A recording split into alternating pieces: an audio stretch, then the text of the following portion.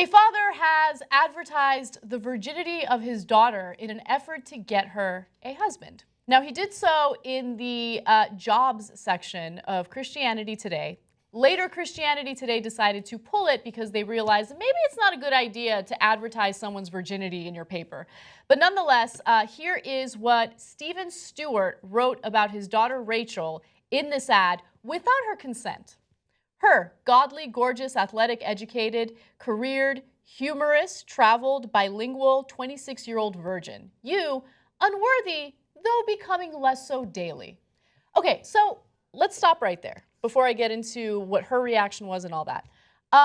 First of all, I feel like it's insulting to everyone involved, right? Yep. So first of all, don't advertise your daughter's virginity. Don't advertise your daughter as if she's property or she's an object and she's only worthwhile if she's never had sex, right?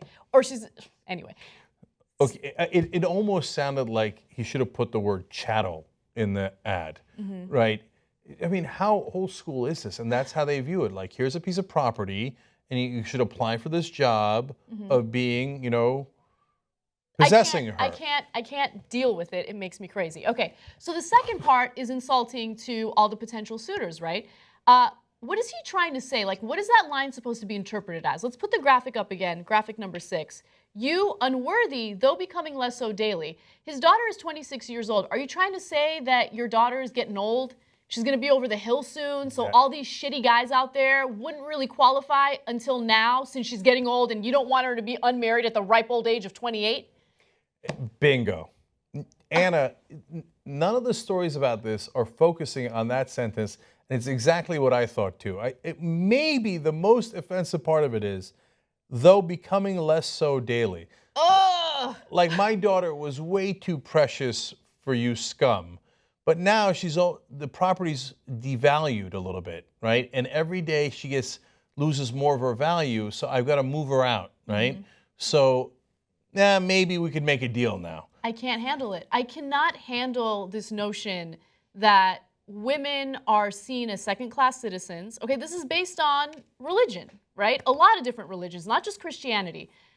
Women are seen as second-class citizens. They're supposed to be submissive to their husbands. They're supposed to cover themselves up as much as they can before entering a church because they don't want to entice the men. The onus is always on the women, right? The men are the ones that can't control themselves, so women, you got to be as modest as possible, right? I had to wear a doily thing every single time I went into church when I was growing up and went to church every Sunday, right? And I remember listening to my Sunday school teacher tell me, well, you do that because you want to be modest and you want to make sure that the men don't pay attention to you and they're not lusting after you at church. That's on the men, okay? You're lusting after me while some guy is reading from a book. That's your problem. That's not my problem.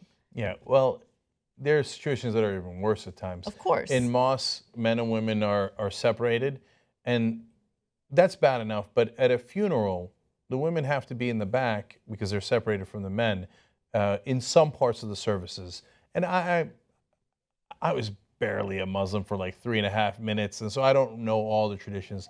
But I do know, and so I was never at a mosque at a funeral, so excuse me if I'm getting some parts of it wrong.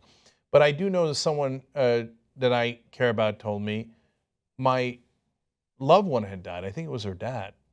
And I couldn't, they put me in the back, right? God, that's enraging, right? So don't put me in the back, okay? And why? Because men are uncontrollable. And what do? They'll rape you in the mosque. They'll rape you in the church.